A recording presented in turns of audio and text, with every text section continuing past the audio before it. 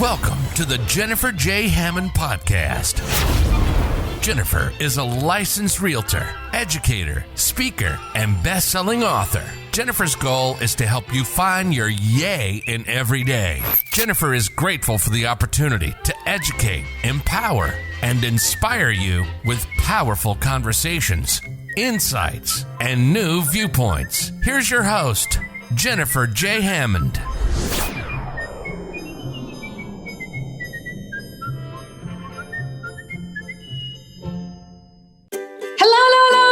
This is Jennifer Hammond, and I'm so excited. As you know, every single episode, I'm so excited to bring you amazing women. Well, and I love, those are some of my favorite, are women who are trailblazers, who are really changing the world in one way or another. They're putting ripples and ripples of goodness out there and just helping one another. And so I love celebrating women who are trailblazers. So my next guest, I'm so excited, Galit Ventura-Rozen. She is a broker and an owner of Commercial Professionals, Inc. So she's in Las Vegas. So I know many of you have questions. We are in 2021. Year 2021 has been an amazing and interesting year after, of course, the crazy year of 2020.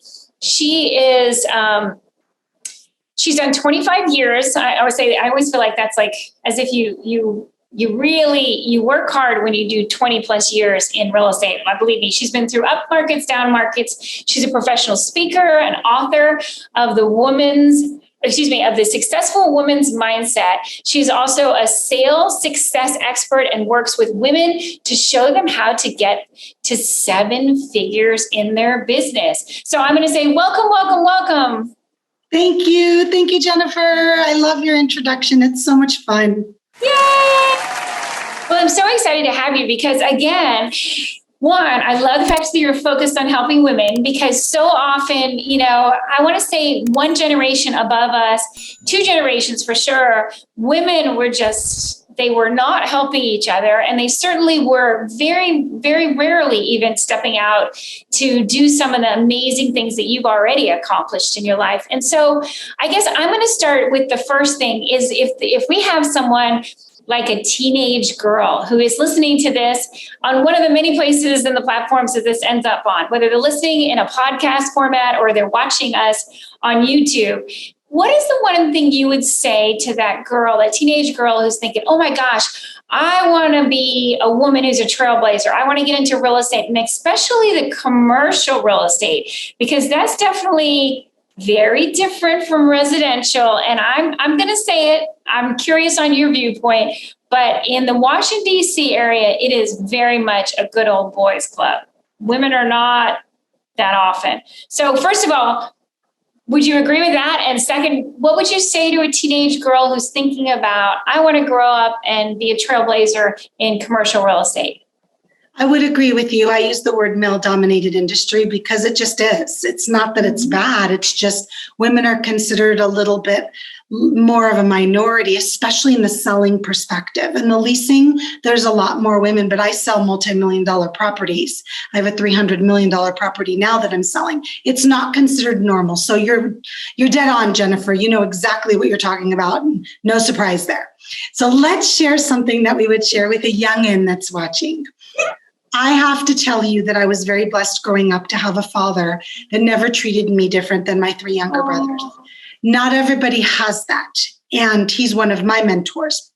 So if you do not have that in your life right now, and not everybody is as blessed too, then I challenge you to find other young girls that want to support you and empower you and uplift you, and never stop searching for those people because they do exist. So my first tip would be surround yourself with people that will say yes to every crazy idea you have. Now, crazy ideas that are safe, please, because we're talking to teenagers.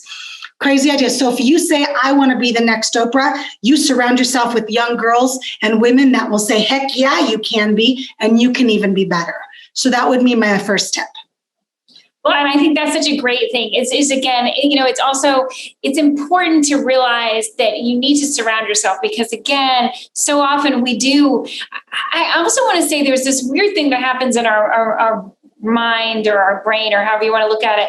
It's funny because back in the old days when we used to watch those cartoons, like you would see Goofy would have like little Goofy with angel wings, and then you would see a little Goofy with little devil horns on him on one shoulder. So I'm sorry for those people who can't see me. On one shoulder, you have this wonderful angel, and on the other side, you got this almost devil version of yourself that does enough invalidations from the devil's side, and it's really frustrating. So it's really, really important that we actually surround ourselves with people who are going to support our dreams. And as you said, no matter what they are and no matter how big they are, because it's really important. And also it'll help us brainstorm really great ideas on how to actually execute and make those dreams come true. And truly, we can be anything we want to be. We just have to decide and then get into action. And I know one of the things that you talk about, the title of your book, The Successful Woman's Mindset, this is something that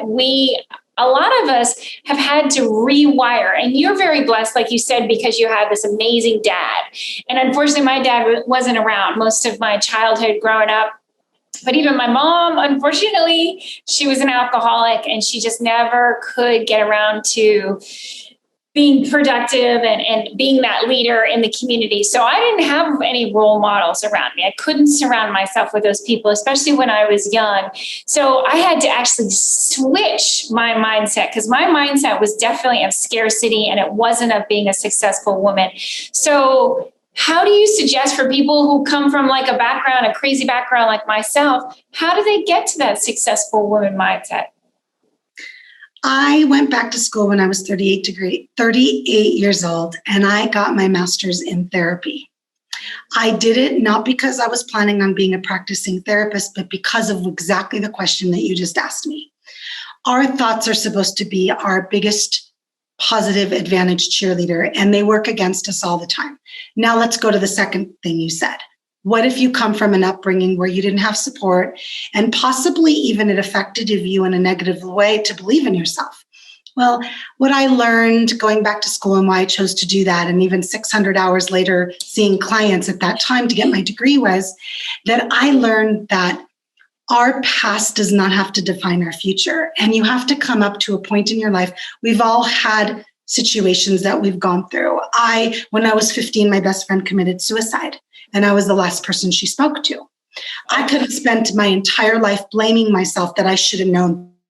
Once I suicide, the sign that I would, instead I said, you're not to blame yourself. This was a choice that was made. So why do I share that example?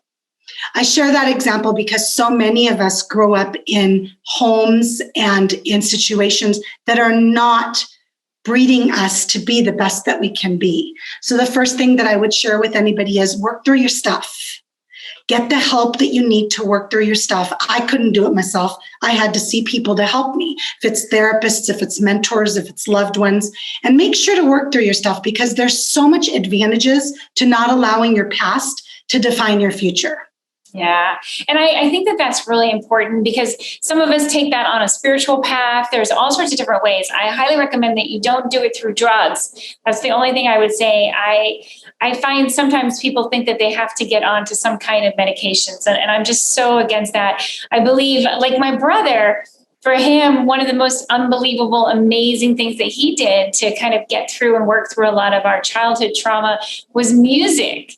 And I think that is a brilliant outlet for people, and it can help people heal in a way that, just like any kind of art, there's so many artists that I see that are creating, whether it's paintings or whatever their medium is, it's beautiful to see. So I agree. You need to work through your stuff. That's a really important part of a successful woman's mindset. One thing I also am really curious about for you is what is it that is really important for a woman who's walking into commercial real estate? What kind of mindset do you need? Because again, as you just said, it is very much a male-dominated industry in general. The key is confidence within yourself. And the way that you can get confidence in yourself is through education, through knowledge, and through expertise. I sold my first office building before I bought my first house. How do you do that? right? How do you do that? I bought my first house when I was 24, and I sold my first office building. It was about $500,000, but it was a lot at the time. It was 25 years ago. And I will share with you that it was about educating myself and not just faking it till I make it. At that point, you can't. You've got to know what you're talking about. So there is education out there. Our local university even has a real estate degree now. It's so amazing. We have a master's in real estate at Georgetown University in Washington, D.C. Isn't that wonderful? Wow. We didn't have that when we were growing up. No, me either. But there's so much today that's available at your fingertips. I didn't have that when I was growing up, and neither did Jennifer. And now it's like, wow, I have so much knowledge at my fingertips. I'm constantly investing in myself. I'm constantly learning. I plan on learning for the rest of my life. I will never know everything. It doesn't matter how much I learn. So some people look at me and say, oh gosh, she's got it all. She knows exactly what she's doing. Yes, but I'm constantly educating myself so I can always know the latest and greatest. It's the same with any career. It doesn't matter if it's commercial real estate or not. So if you want to get involved in commercial real estate as a woman, I suggest you find some mentors.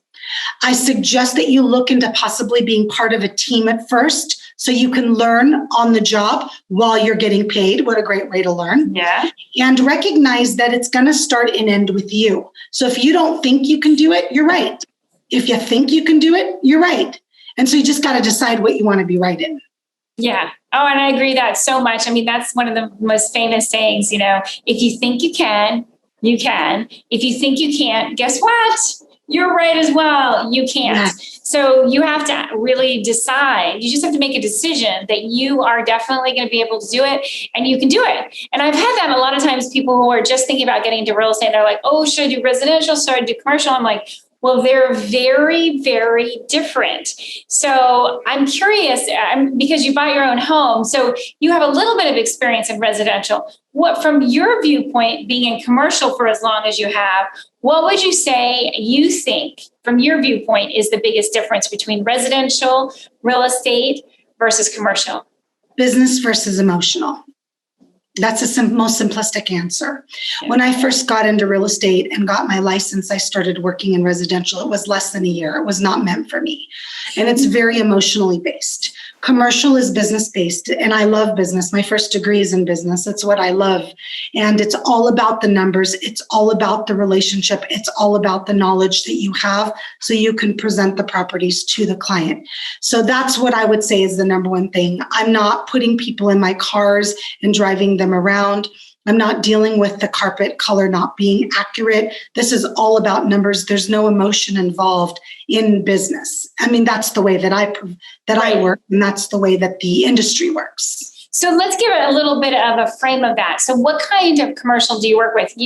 Restaurants or office buildings? What is the commercial? Because commercial really does carry a whole lot of different areas. And again, for those who are listening who don't know anything about it, it's also helpful to just kind of, let's describe that. So my company does everything from leasing. We do everything but sales of businesses. And let me explain what that means. We sell all types of properties from office, industrial, retail, multifamily, and land. I myself, my personal team, because I'm a broker, which means I run a company with agents, and then I also work with clients myself. I myself focus on what's considered off-market investment properties. So people come to me typically from the price of 10 million up to $1 billion, and they say, okay, Galit, this is what we want to come out of this with. So let's say they want to, a lot of people know that if you put money in the bank, you might get 1% on your money. They say, I want to come out of this deal with this type of percentage of rate of return, or we call it cap rate in the industry. And this is how much money I have to spend, and this is exactly what I'm looking for. So I've sold everything. From everything that I mentioned, I've sold myself. But right now, my focus truly is on investment properties, which means it's producing some type of income, or it has the opportunity to produce income. And then my focus is what I call off-market properties, which you can't find what I sell online. That's just to give a little bit of context to those that are listening that might not know about the industry.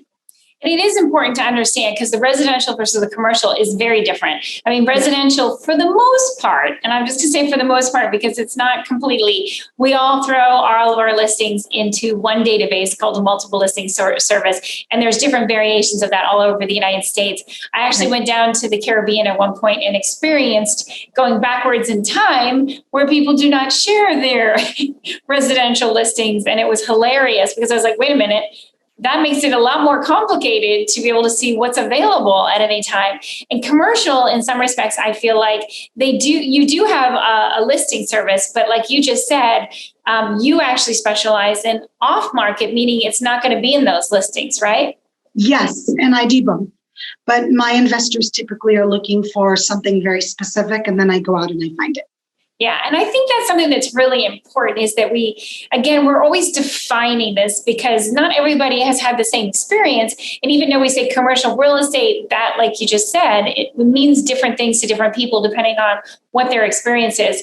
And not only in the United States, but literally around the world, it can be different on how you look at that. So I wanted to also talk a little bit about, I know you have lots of awards and accolades and such, but recently you were featured on the cover of the top 100 real estate agents magazine as the women behind the $1 billion company. Will you talk a little bit about that? Sure. Yeah. So basically, I had the opportunity, they reached out to me to be in the feature as one of the top 100 agents. And then they said that they wanted to put me on the cover because I've been doing it for so long. As you said, Jennifer, it's not very common for somebody to be in an industry, any industry, for over 25 years. And I'm not stopping anytime soon, but also to be able to have a successful company for so many years, which, as you mentioned, we made it through the recession in 2008. And then we've made it through the last year as well. Yay. And it took a lot of years to get here. Everybody listening, it doesn't happen overnight. Sometimes people see something like that and then they read the story and they say, oh, it's been your year. I say, no, it's finally been my year. So it's funny how people think, oh gosh, all of a sudden, no, it takes years and years to get to this point, but it's so possible. It's so possible. It is. And that's one of the things of one of the reasons I wanted to make sure we highlighted you is because, again, even I listen to all sorts of interviews and I'm always constantly, just like you, I'm always learning. I know that no matter how much I know right now, I can learn more. And again, I know, one of the other universal principles in life is you're either learning or you're dying. Like you're either growing or you're dying. You're either learning or literally you're going backwards. There's no in between. The universe is always constantly in motion. So I think it's really important to always focus on the fact that you want to learn something else. Be constantly curious. And to me, like with real estate, everything is interesting and unusual. And I love, every time, even when I come to Vegas, I always try to go looking at things, and it's commercial and residential because I'm just curious. And I'm comparing our markets. I'm looking at things to understand it from a different viewpoint. All of that. It's so, so important.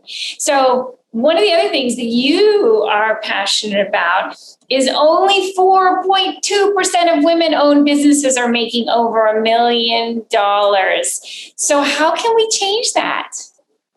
Well, we've got to change the conversation. And we've got to change the way that we're supporting each other and uplifting each other. And one of the ways that I found to do that was about 5 years ago, I decided it's time for me to share my tools of success with women to show them. And that's really been my focus the last 5 years, aside from my commercial real estate and all the other things that I do. But the way that we're going to change that is women have to recognize that if they knew how to get to that threshold, they would already be there. And that's not easy for women to swallow. So you've got to say to yourself, wait, I've got to work with somebody that's looking from the outside in. And this is what I do. I look from the outside into a company and I reevaluate everything. And then I say, all right, these are the things that we have to change. And I'll give you an example. Jennifer, I had a woman 2 years ago that hired me. She owns a residential real estate company with 13 agents, and she was literally selling homes to pay to keep her business open when she should have just been focusing on the brokering because she didn't want to sell homes. And let me share with you a little bit about how this felt to this woman. She would get on the phone with me for our sessions and say, Galit, I'd say to her, what's important to you? And she'd say, all I want to do is every Friday, I want to play my harp. That's all she wanted to do. Her harp, I love it. So could you imagine how important music was to her? The sound of the harp and the feeling that she got from playing it and holding it and touching it. I mean, I could only imagine because I love music myself. And I said, okay, let's talk about your business. And what I found was she had too much emotion involved into the business, and she was holding on to agents and employees that were not a profit because she felt bad letting them go. So you know what I did, Jennifer? We figured out how much it cost her per agent to keep them there. And it was $1,800 a month per agent. So I said, you know what?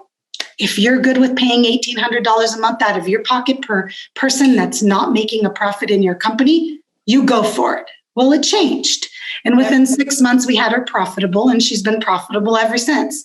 So I think you need to recognize that if you knew how, you'd already be doing it.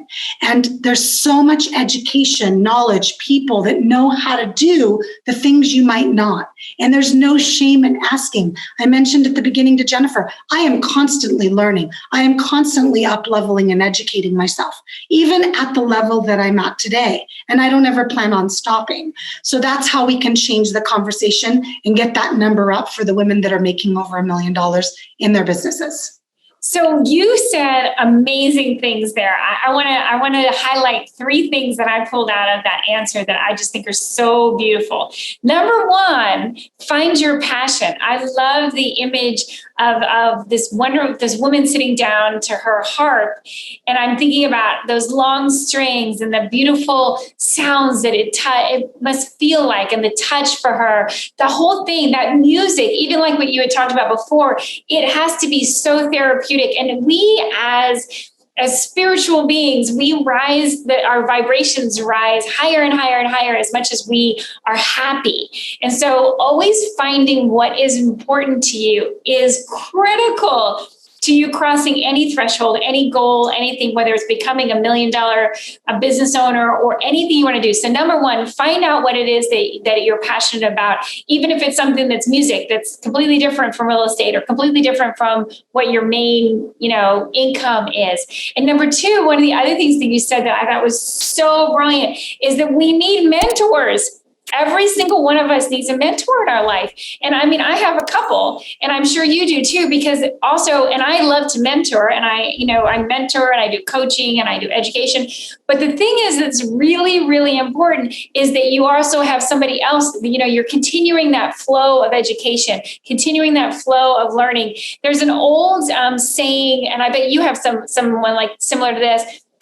There's an old saying Native American Indians have talked about that is you don't really know something until you can teach it.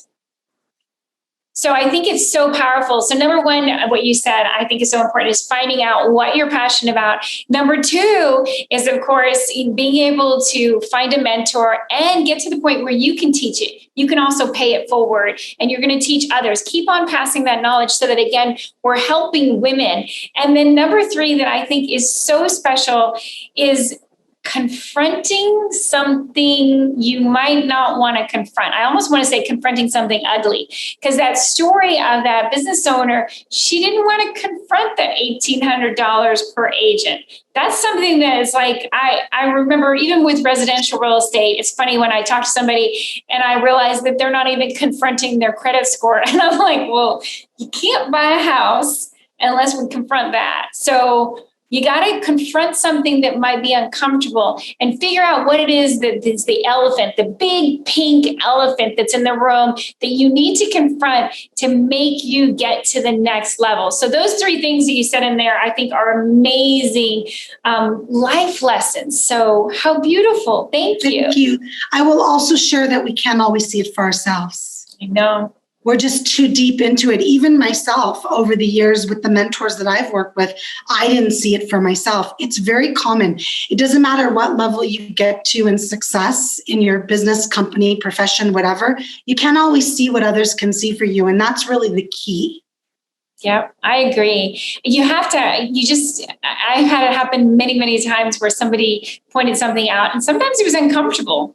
Oh, most of the time it's uncomfortable. I was going to say, you learn the most when it's really uncomfortable. Really uncomfortable. You've heard this before, and I use it all the time. Change only happens in the uncomfortable. Yeah. And some of my clients will get on the call. I'll cause them full-blown anxiety, or if they're emotional, they'll just start crying. And I'll say, okay, good. You're ready for change. Let's go. Right.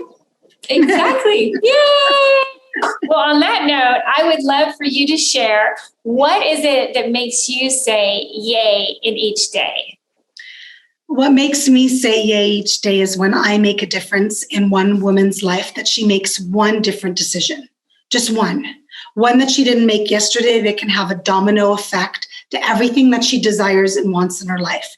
Because so many of us women are so used to taking care of everybody and loving everybody and putting everybody else first, that we don't recognize how much more powerful that giving is when we do that for ourselves. I agree 100%. Thank you for sharing that. And I'm going to say yay to you. So if people wanted to get in touch with you for anything you do, for coaching, mentoring, or if they're interested in commercial real estate in Las Vegas, how can they contact you?